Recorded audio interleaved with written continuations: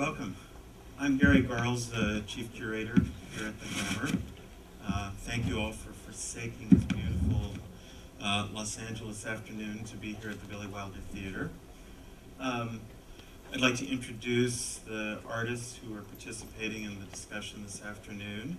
At the far end here of the row seats. Sound is terrible. Sound is terrible. Should we be talking up? Can you hear that? Is that better? Not that bad much? Okay, but we'll keep trying. Thank you. If you can't hear us, let us know. Again, Gary Garrels here. Let me introduce Mark Bradford. Here. Lari Pittman. And Anna Sue Hoy. This is going to be a very informal discussion. It's not rehearsed. But we wanted to just talk about some of the issues about being an artist in LA, about some of the ways that artists go about doing their work, things they're thinking about, to get a little bit inside, a little bit underneath the objects that you're seeing in the galleries. First, I just want to mention this is the fourth in what we call the Hammer Invitationals. The first one was 2001, a show called Snapshot, which was a show looking at young emerging artists solely from LA, across media, sculpture, painting, photography. The second was International Paper, I should say, sorry, which focused solely on works on paper, primarily artists from LA, but also including some from New York and Europe, and again, focusing on emerging artists. And then 2 years ago was the sculpture show Thing, focusing solely on LA artists and solely in the medium of sculpture. This invitational I've organized decided to make it intergenerational. I felt that the pendulum had swung maybe a little too much, overemphasizing the scouting in the studios and the grad schools, and maybe it could be interesting to see artists in a generational continuum, but again focusing on artists working in LA and across a range of media. So I'm happy to, again, what we thought we'd talk till maybe around 5-ish, something like that, take a few questions from the floor. I'm happy to answer questions about any aspect of the show or the Hammer program. I think the artists would be happy to talk individually if there's some aspect of their work or some other question that we have not brought up that you're interested in finding out their opinion about it. So with that, I'd like to start with a question, and I'm going to address this maybe to Lari first. Is how would you describe the influence of place or geography on your work? Well, since I have a very, very traditional painting practice, it's made me completely sedentary in terms of how I make the work. In other words, it's not a transportable practice, and it's not project-based per se either. So it's a studio practice, which is really very day in and day out, day in and day out. So I've only made art here. So it would be difficult to somehow step outside of it and see how geography has influenced it. I guess since, when you're talking about this historical arc that you've included in the show, I'm at the beginning of the show, which I think reveals also a little bit of my generation or age. But I think that unlike artists who are working today or coming to Los Angeles to work today, they're immediately put into a very frenzied and wonderfully hyperkinetic environment and context. So a large part of my formative years, from, let's say, when I left graduate school at 24 to almost 34, 10 years, the art world was really quite moribund. And so it was a period of somewhat isolation, of working in the studio. So I think more than anything, that period of focus, and as I've said before, I grew and sprouted like a weed, and so did the work. I was able to do a tremendous amount of work in somewhat an art world that was not as active, clearly, as it is today. So I think that might have been different, more specific to geography, as opposed to, let's say, having gone to New York and spent time in New York at that moment working. Mark, would you want to take on the question? You're from Los Angeles. Yeah. You've been working here. Your studio has been based in more or less South Central, I think, since you started. Yeah. How does geography? I was thinking about when Larry was talking, and I was thinking that I would probably say the physical conditions of, well, actually weather. The weather plays a big part in my studio practice, just because I can move in and out of the streets more when the weather's the sunshine is not snow. So that actually does play some, but I suppose that there. But I suppose. But actually, a little bit. Okay. But actually, I don't have to hold it, I guess. But the thing about Los Angeles is it's connected, but it's very isolated.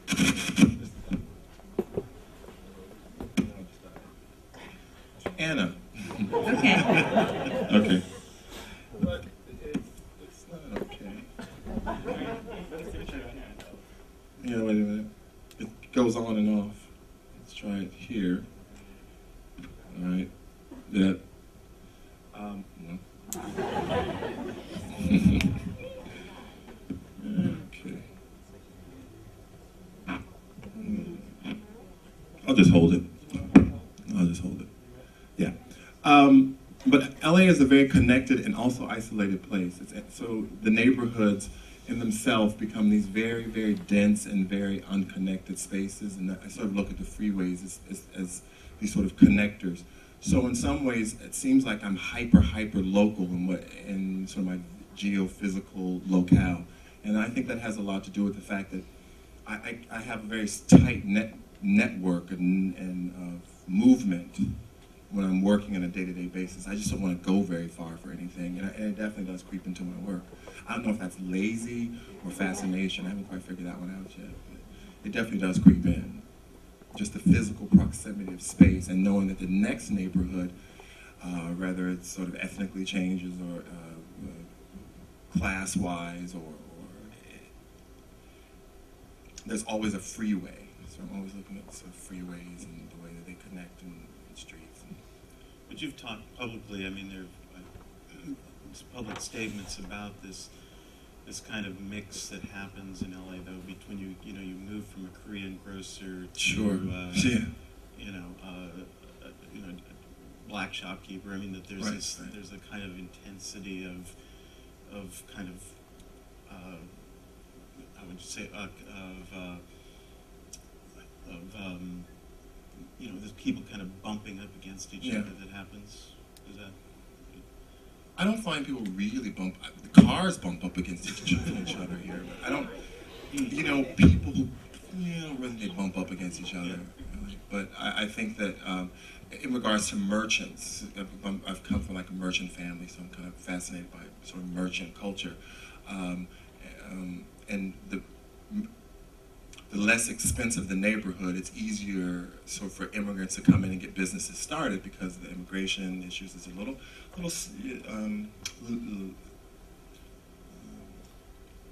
the idea, surveillance is you're just a little bit away from the eye of surveillance.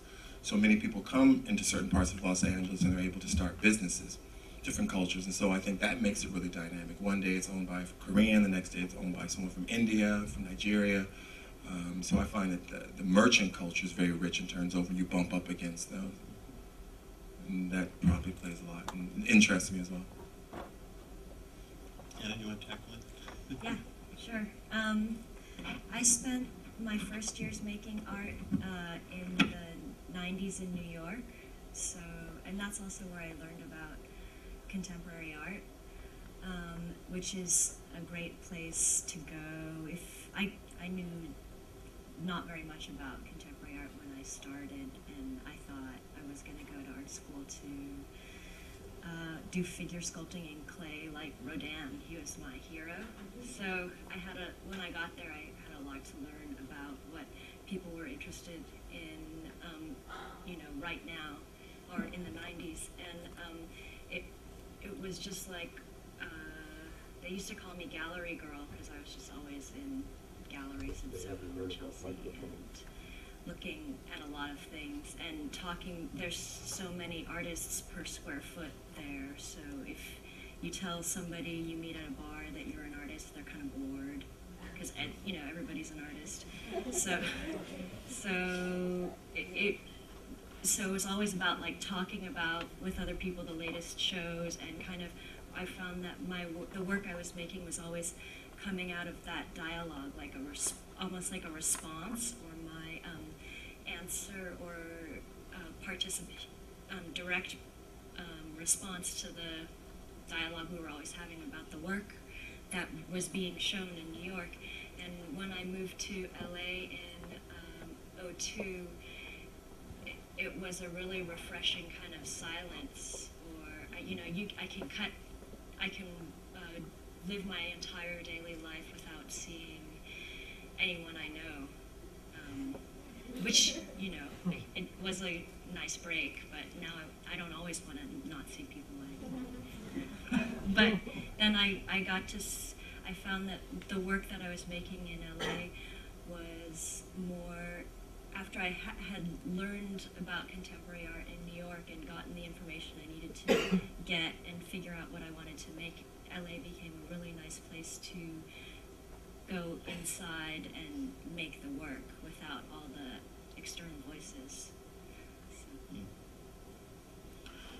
So. What are some of the things that, Anna, you look at that influence your work? I mean, is it other art? Is it things on the street? Yes. Yes, yes.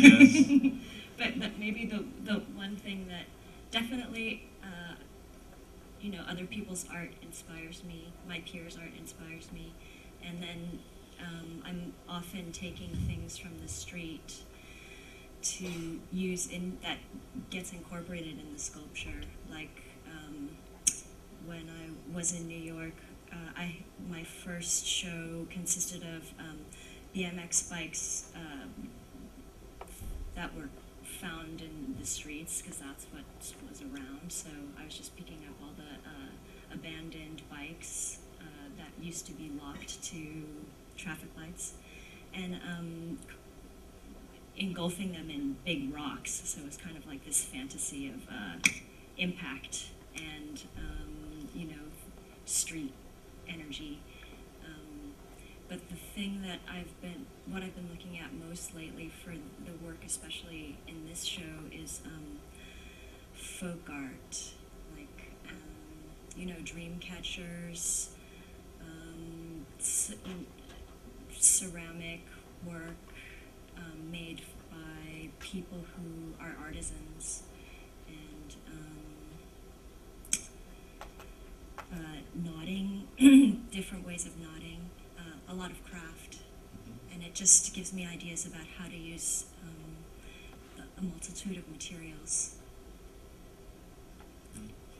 Larry, how would you respond to that? The things that you've looked at or looking at, I know you have a very rich set of sources for your painting.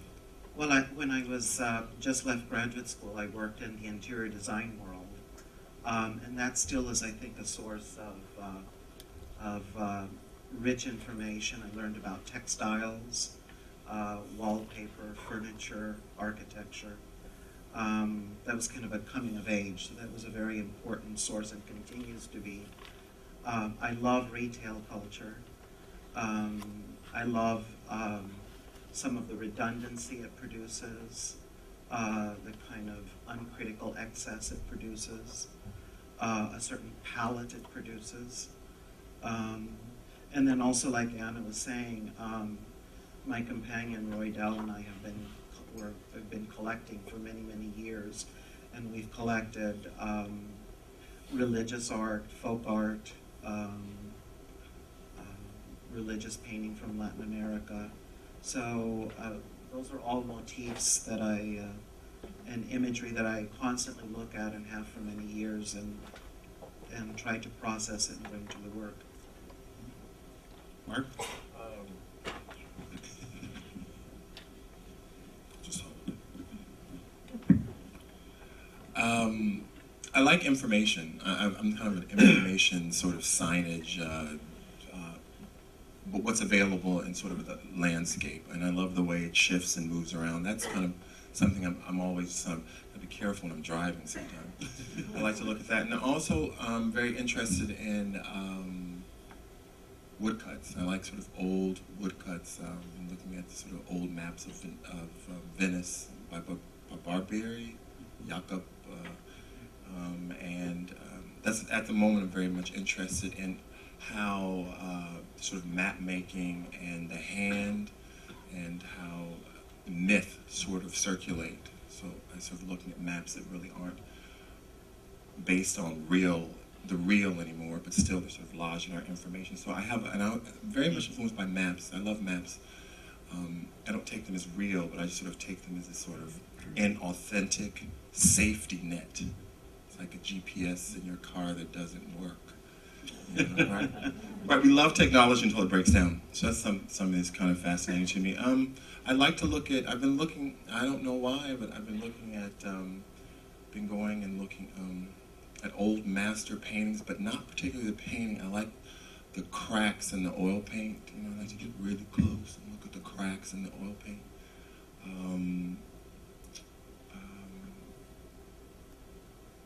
I've put signage. Signage is something that's just sort of part of my sort of vocabulary.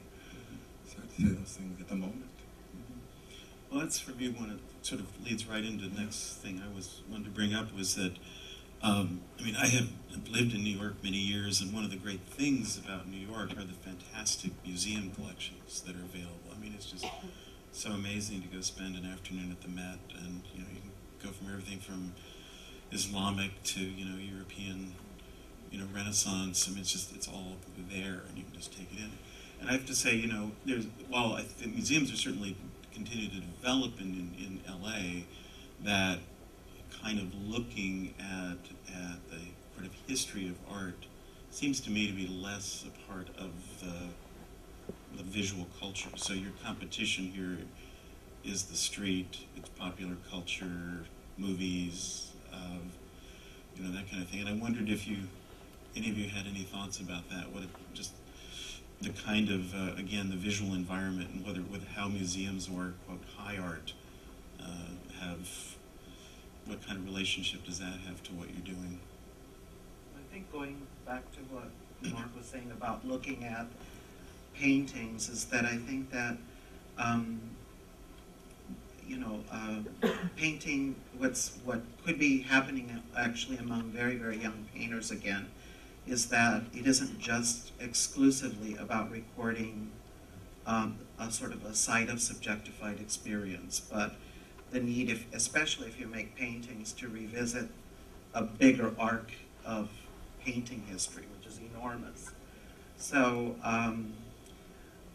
clearly, in that sense, LACMA was always an incredible resource. So I do go a lot and all the time to just simply look at paintings and try to figure out exactly the sequence of events by which they were made. So it's really more just looking at them structurally.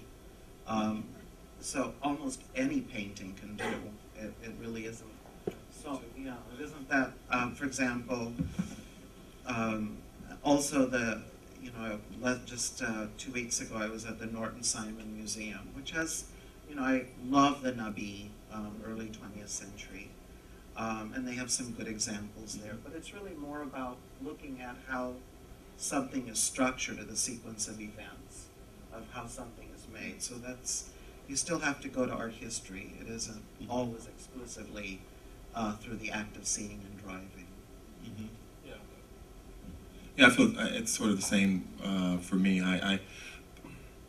Popular culture runs right into art history. A lot of times for me, if I'm very much interested in a point of history, I always like to start reading socially and politically what was happening, and that kind of fascinates me at the time. That sort of, it's not the sort of the David that fascinates me. It's all the political intrigue around it, you know, sort of.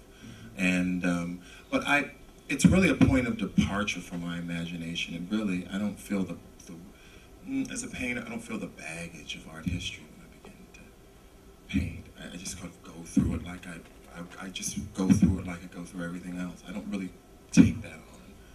So I just go back and forth. You know?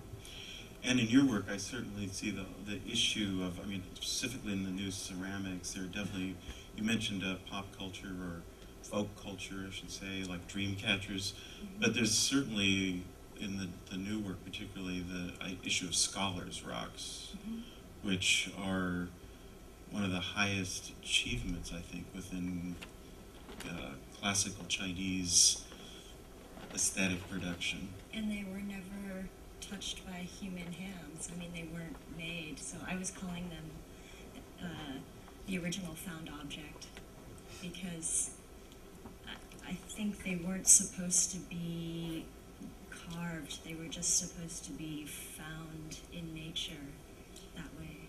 Do you want to describe scholars' rocks? I mean, I could, but do you want to do that? Some Sure. people may not know quite what they are.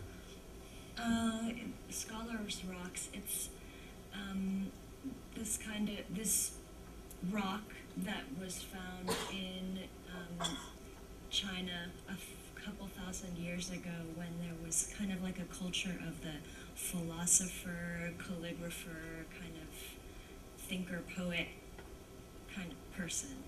And for some reason it's important to my understanding of this topic that the calligraphy writing that went along with it at the time was the form of it was as important as what was being said. So the beauty of the writing was also the message as well as the actual content. Around that time, there were these things, scholar rocks, which were found rocks that had a suggestive shape in it. I think of it as when you find a cloud in the sky that you're seeing shapes in. It's like a rock that has that. It kind of just starts your inner eye or imagination. I think of it as like a place to go, to look at, to rest your eye, to get inspired. And then they're resting on these like really elaborately carved bases. So that is a big inspiration for those ceramic works. Let's talk about kind of cultural history or cultural politics, because I have to say, for me, all of you have certainly the issue of aesthetics, visual culture is very important, but the social culture, the cultural politics are also very much part of what you're involved with your work. Again, Larry, I think you, from the beginning, were very conscious of the kind of messages that you were taking in and then putting back out in terms of what those paintings were saying to people. And I think we see that in the work upstairs, I have to say. I mean, I think you can see a shift in the last 10 years in palette and iconography and mood in the paintings. Would you want to talk about that? Well, I had a really fortunate start as a young artist electing to paint, simply because when I started to paint in the mid-70s, it was completely a cadaver. And I was excited by it, and I felt it was a complete fixer-upper.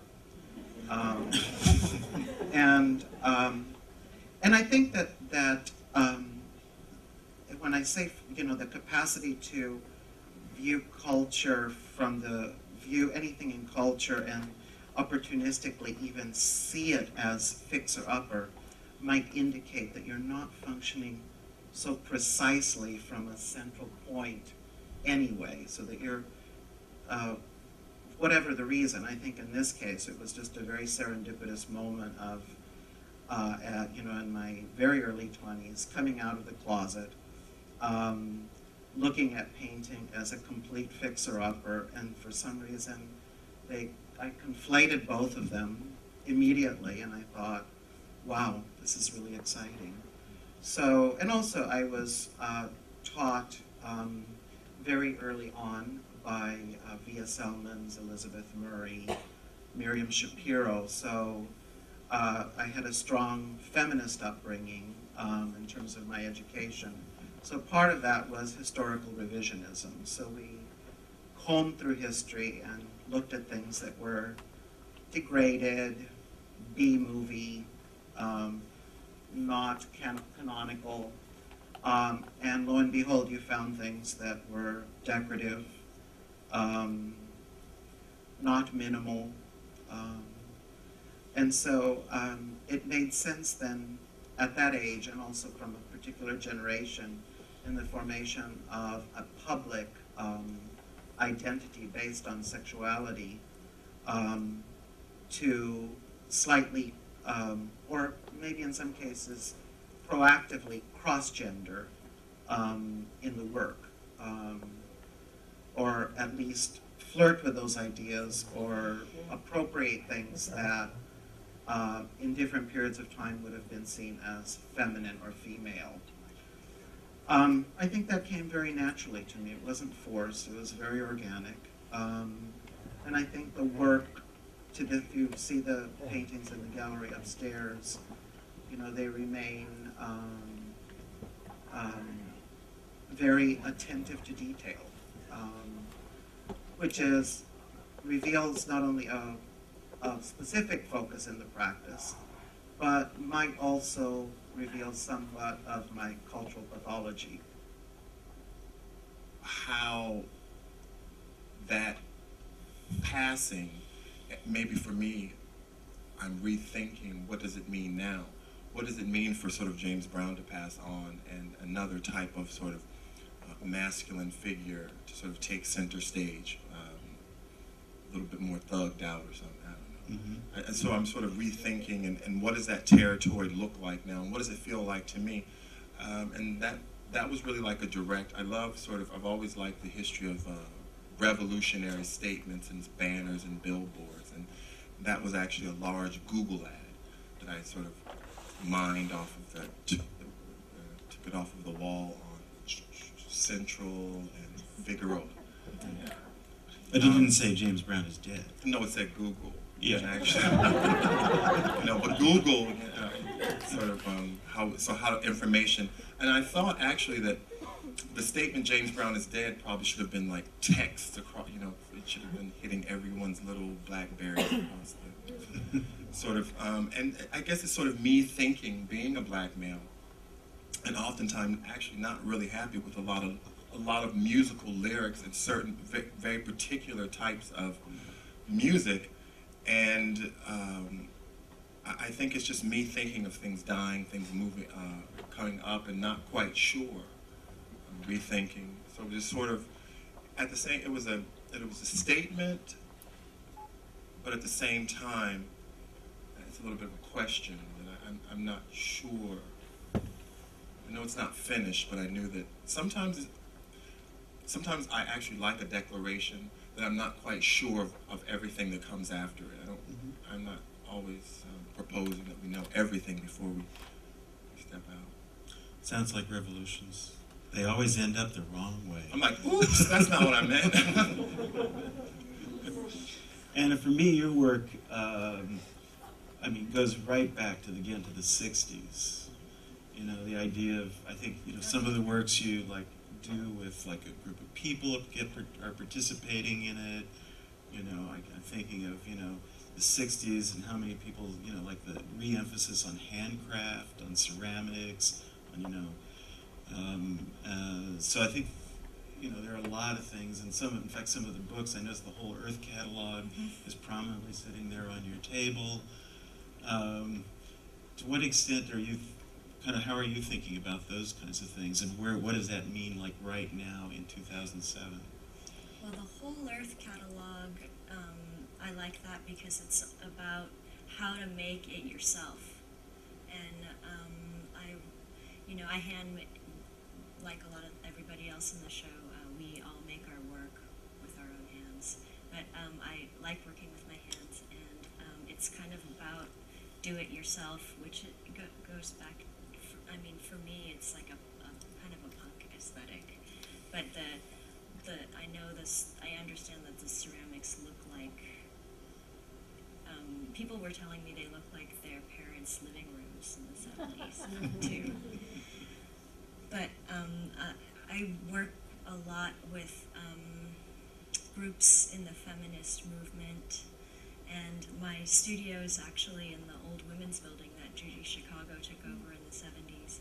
And also the first LA chapter of Now was housed there, so there's a big, I love that studio because I feel like I'm working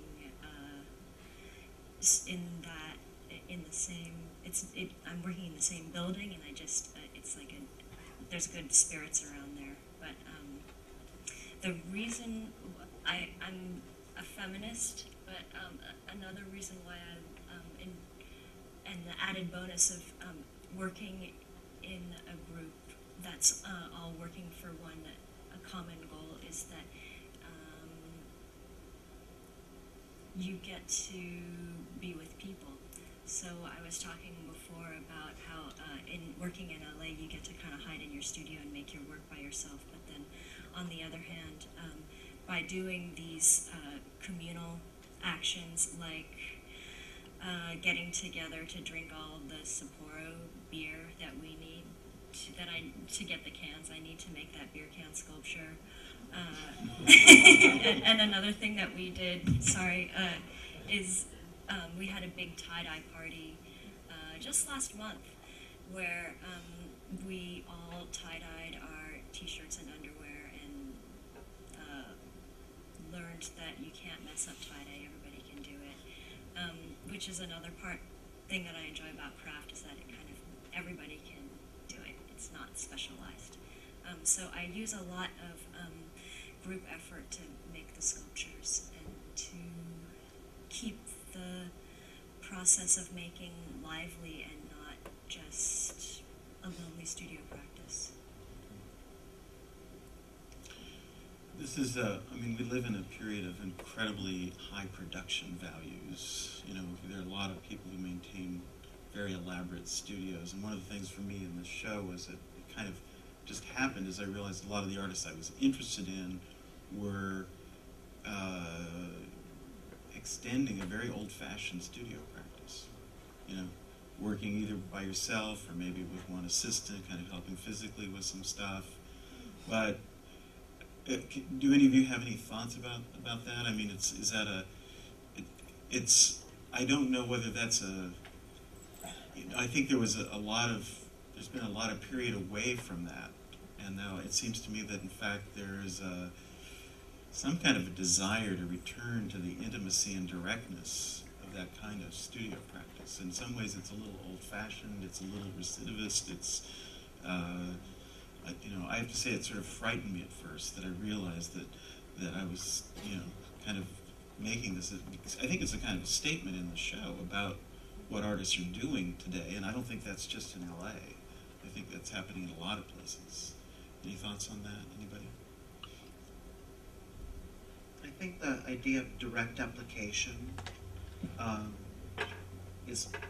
has always made sense, but I've also identified it very, very strongly among ongoing younger generation of artists. Yeah, what also I think what both Mark and Anna are talking about is kind of making something, and that it's available, that a lot of these techniques or whatever are available and you just simply act on them.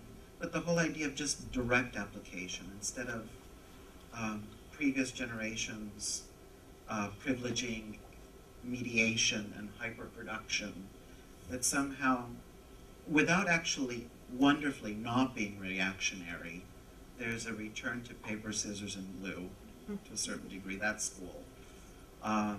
But it's not reactionary. I know the anxiety you might have, but I don't sense in any way that it's reactionary. I think it's about direct application.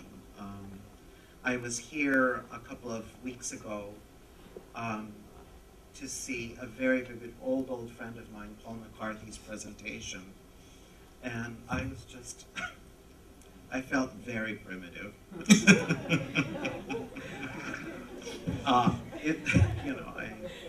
It was a factory. I mean, it was an enormous, aerial views of it and all. But I think part of it, I think that, I would think, I don't know Anna, but I know Mark, and I think the pleasure principle is probably really big in all three of us. And that might account for it. I think for me, it's just I don't know enough about the work. I may have a conceptual framework, but I work so much out in the day-to-day and the application, and the materials will mediate some of the changes. So for me, it's just absolutely impossible not to have a day-to-day practice, because so much is going on and changes and moving things around and actually getting even deeper into the ideas. And then, quite frankly, I'm just not real secure. I can't have a lot of people around.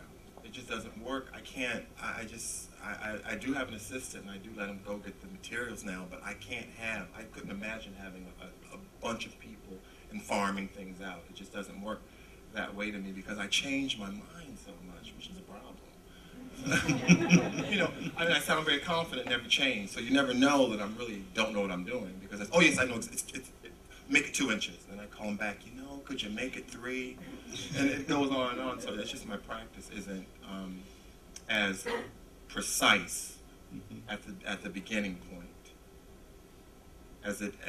I get more confident as I move through it. So I end up in the studio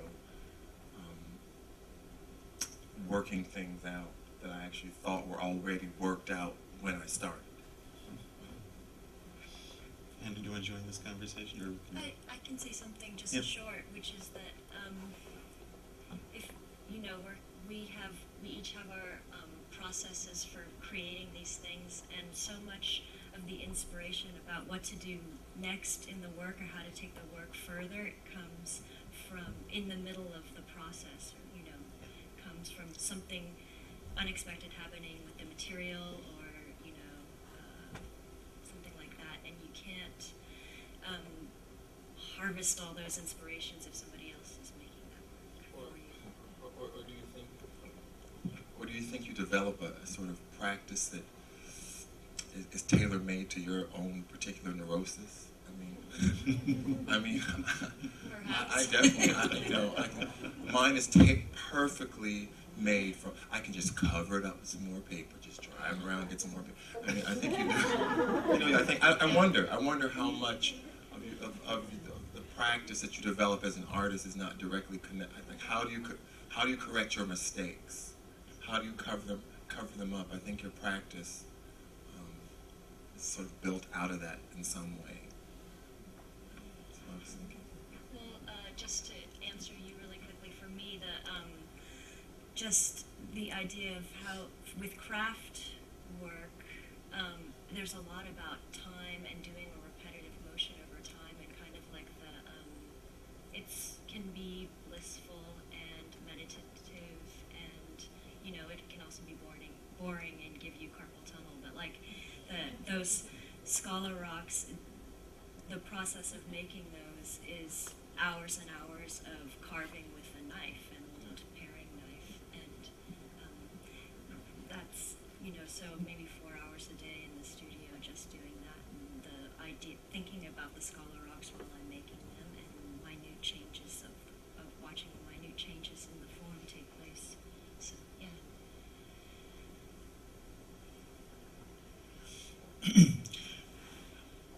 feel about, how would you, again, I want to get back to this LA thing, which is a little bit about the show, that, you know, there's a lot of interest right now, I think, in LA and the, you know, outside of LA. You know, there's kind of a steady stream of people coming into town, gallerists and curators and critics. Of course, I was thrilled this morning to open the New York Times and see Roberta Smith had noted that Mary Heilman's opening in Orange County next week and Eden's Edge opened today here. Okay. Do you get any sense of what it's like? I mean, how do you feel that as an artist working in LA? I mean, Mark, I know you don't really show in LA. You just show in New York, and you're gonna.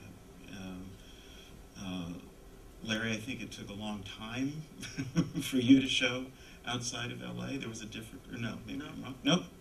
No. But just could we talk a little bit about how you see, like, as an artist, being in LA, kind of how do you see yourself, see your practice, see the kind of the way your work gets out to the public, and how that maybe affects some of how you think of yourself or how LA thinks of itself. Well, I think there's always been a very strong connection, really dating back to the 60s and 70s, between Los Angeles and Europe. Much more so than, let's say, at that time between Los Angeles and New York. And I think, that's a whole complicated discussion, but I think that one of the things that from very, very early on, actually I started showing in Europe more than I did in New York. And partly it was the reason is that New Yorkers were not getting on the plane to come to Los Angeles, but Europeans were. And I think that part of the fascination was simply European curators and dealers seeing work that it was impossible to see their own cultural reflection in, or they couldn't see their reflection in it somehow. So the whole, I mean, in a way, what played into it was the whole idea of exotique, you know. And fine, I think that was good, and that can propel a lot of things. It's not the most critical beginning of something, but at least it gets it moving, that type of tourism interest.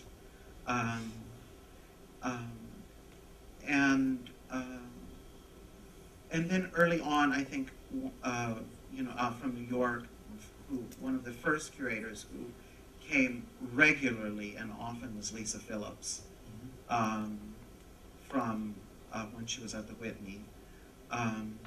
So I think that there was those beginnings, and I think the communication with New York and Los Angeles changed simply with the change in the market, I think.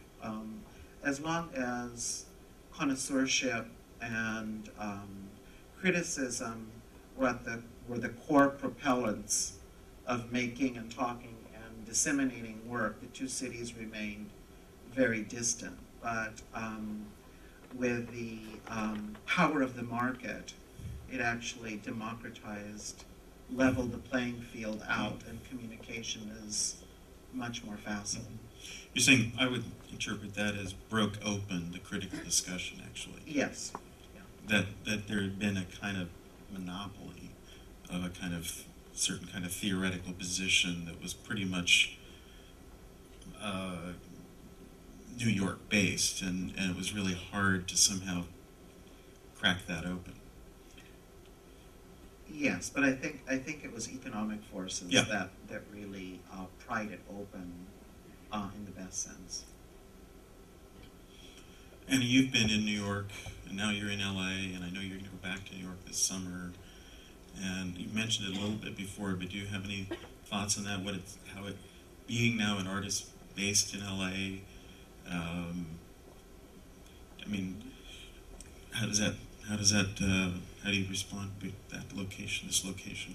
That way? All the way from New York, I was hearing about the LA sculpture scene starting from 10 years ago. And I guess there was that famous article about UCLA grad students, Liz Craft and Jason Meadows, and etc. And so that, for me, I was always thinking that, oh, the best sculpture is made in LA. And I guess the Thing Show, which was the Hammer Invitational just passed, kind of focused in on LA sculpture. So I guess I work in a climate where LA sculpture's a thing, and I'm not really, or, you know, you know, it's, people think of, when people think of contemporary art in LA, they think of like, oh, the sculpture is pretty good there.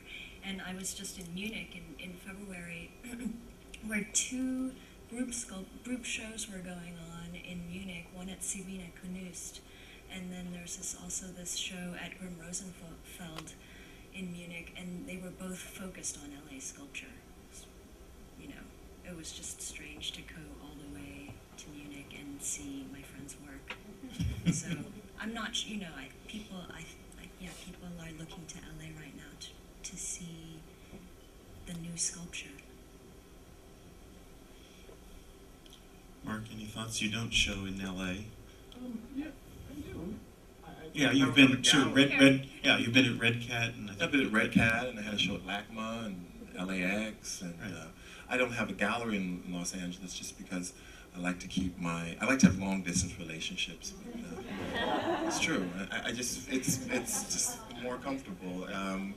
I don't like to have a lot of interruptions, and when the gallery's in New York, and if it gets a little bit too intense, I just forget, oh, that email, oh, I didn't get it. Oh, wait, take a little bit more time. But it's so funny because I was listening to Larry and Anna. I've been grouped in these sort of, I was in Freestyle, which became the post-black show, and grouped as an LA artist. I've been in a lot of these grouping shows, and I kind of tend to not really pay attention. I understand the mechanism, and I understand the sort of the strategies and economic strategy, the sort of curatorial strategies, but personally, I was trying to think, and it's always 2 or 3 representatives that will be the LA artist. When you go to Berlin, it will be sort of a group who probably have never even talked to each other, and they're sort of grouped as the LA artist. So I tend to be very, I tend to take a sort of subject position to the thing, of whatever, whether it's black or LA artist, or I kind of move through things. So I hear all the buzz, and I understand that, you know, Mandrake is packed every night. You know, I understand all of that. But what does it mean? I don't really know what it means. I think it's just, I think that people would make Boise, Idaho hot if they could sell enough work. I mean, I don't really, you know, I don't think there's anything essential about Los Angeles. Mm-hmm. I just think the market is open, and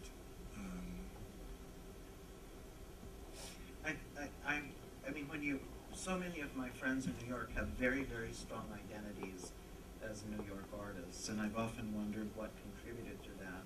And a lot of it has to do is New York has a very, very strong civic identity. In Los Angeles, it's about private life, the residential architecture, interior space, and this idea that isn't quite cultivated as, you know, in typical Eurocentric fashion, the whole idea of civic identity, and that then your profession becomes part of this larger civic identity.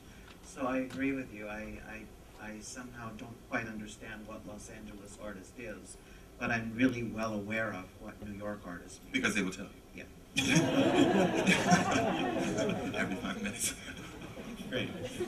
Okay, well, I want to shift gears and see if there are any questions out here in the audience you'd like to pose to any of the artists, or me, or whatever, or comment.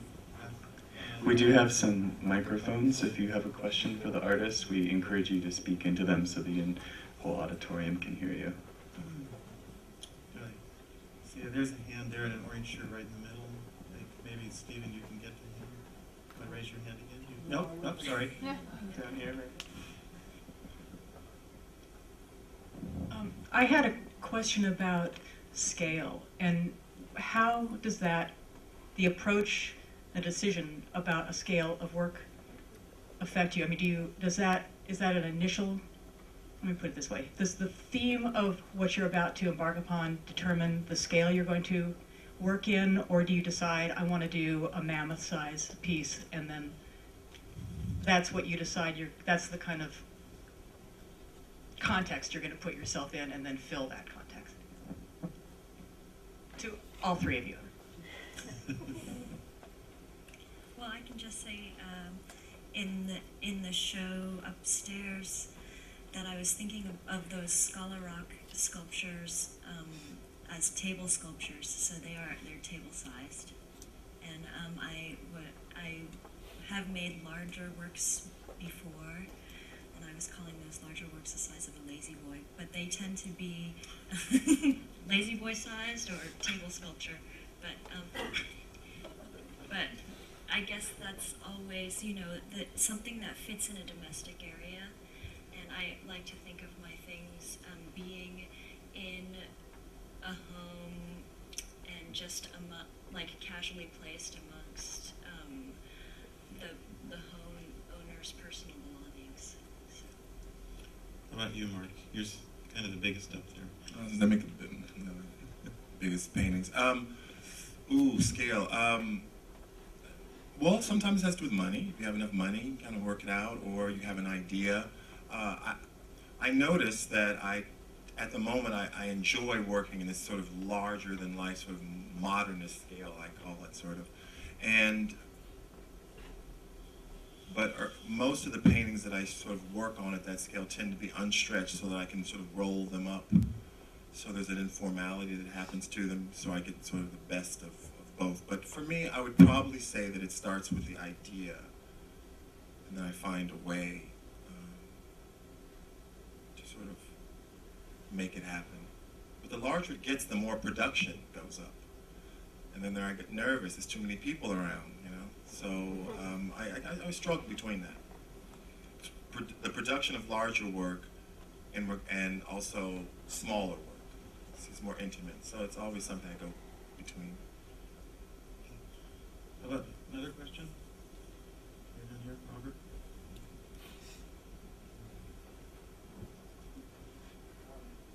I kind of want to ask this question. Can you hear me? We can hear you, but This I'm one's sure you going. can. I kind of want to ask it. Oh, there it is. Sort of forensically, I guess, because I'm sort of cobbled together a few things that you've said, Larry, and I'm piecing together sort of the whole crime here.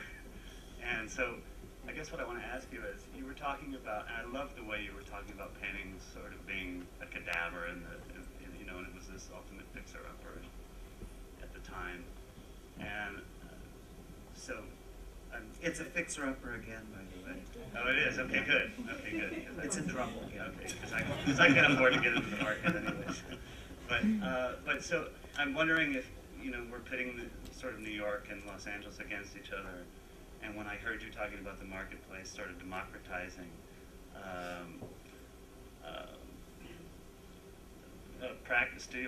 art making, and I'm wondering if what I'm sort of hearing you say is that in New York at the time, maybe what was happening was something that was sort of unaesthetic or public, based on something else that you were saying before, that maybe the New York art scene was kind of a public-oriented practice, and maybe, again, this is all my assumption, and I'm asking if I'm at all accurate here. Is the work that you make in LA or LA artists are making, or at the time, is that a private work, and is private aesthetic and public is not?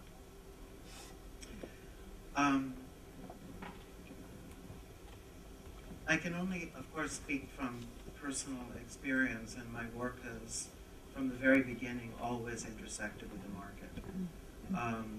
So there has never been a time it has been outside of the market. So I think that actually contributed to a very diligent production and a very focused production.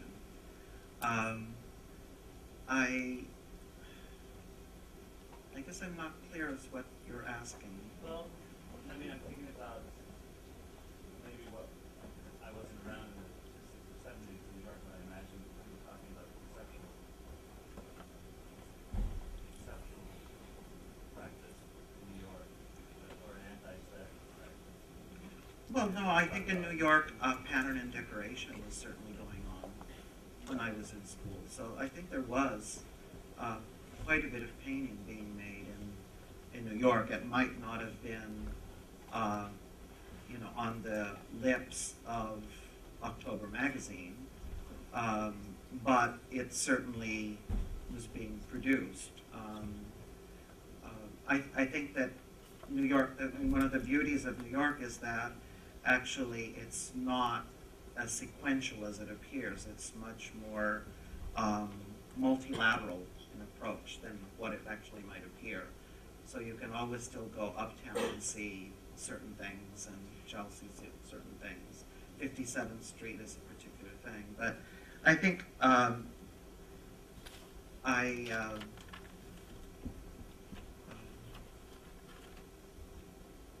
think since I wasn't, the work intersected with the market, but it wasn't so ruthlessly contextualized within a peer group. So for a very, very long time, the work was not contextualized historically, which I think was both exhilarating, has proven to be somewhat problematic, but I think allowed the work to develop on its own terms, which I don't think that if I were working in another location, that sequence of events might have happened in quite the same way. But I think the work has always been received and consumed, although always looked at for a large part of the time as a strange anomaly. I think less so now, because what's helped the work is just simply the contextualization of work made by younger artists. So that's, for me, fantastic. One or two more questions back there in the middle, sort of blue jacket, so we get to her. I want to keep it out of the front this time. We'll move back there. Oh, that's fine. We'll get to you. I have a question for you, Gary. Yeah. Since all three artists have sort of disclaimed Los Angeles as having too much influence on them, I'd be interested what your take is on the influence of Los Angeles since you organized the show. What do you see as Los Angeles? Okay, well, I actually write about this in the catalog, but I'll quickly talk about it.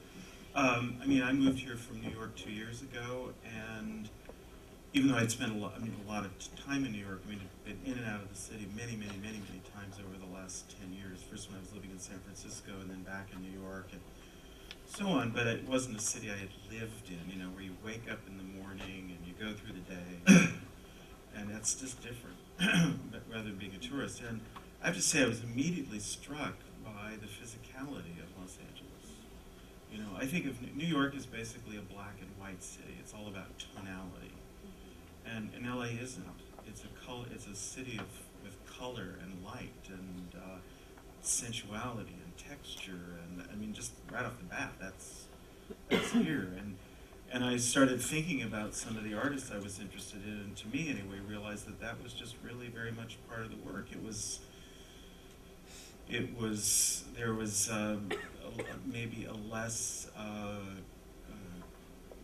kind of well, I don't want to, academic's not the right word, but a conceptual sort of, just it was so mind-driven that the physicality was actually very, very important here. And again, I talk about it, in New York you feel like everything is very set.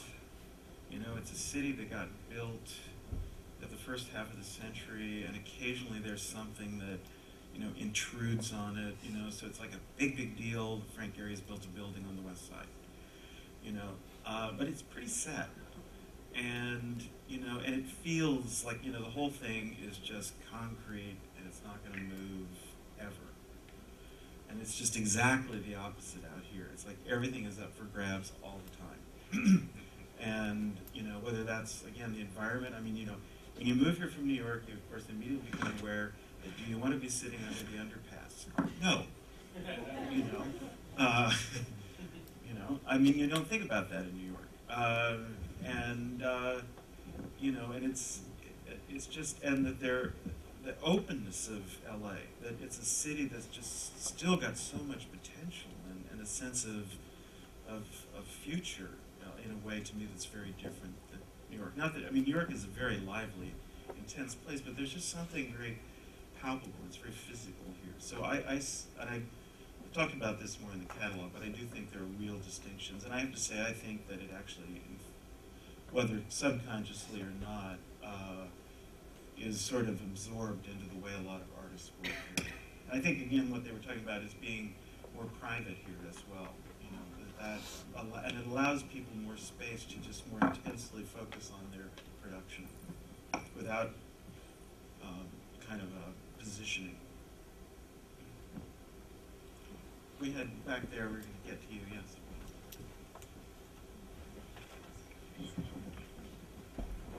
Hello. I'm interested, we've been talking a lot about the geography of LA versus New York, but I'm interested more in the climate of learning here, the studio programs, the graduate programs, the teaching artists, and what effect that has on the younger artists and generation of artists here in LA. Larry, you've been probably at the epicenter of this. There's actually in the new issue in Art in America, I think it's a new issue, there is a whole section devoted to recapping a symposium that took place at USC on the future of art schools and the state of art schools. And one of the leitmotifs I think in all the essays, I mean,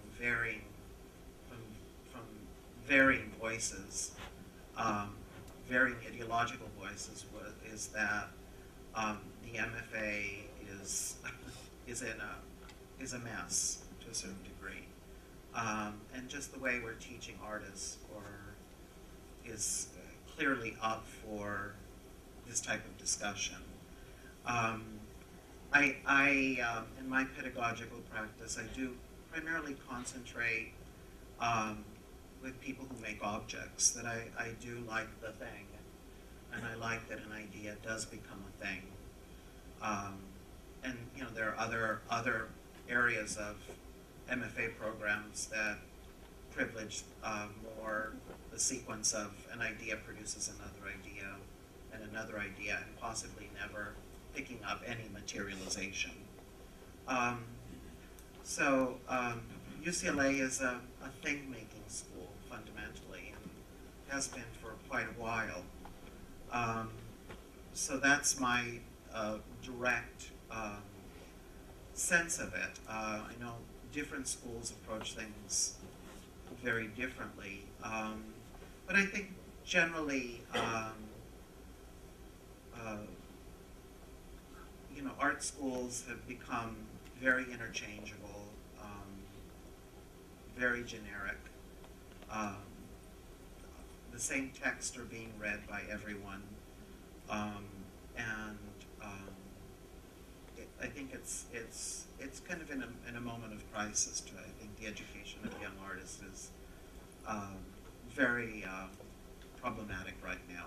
And if you have a chance to read those essays, they're kind of interesting, because they all from very different positions point to very similar problematics.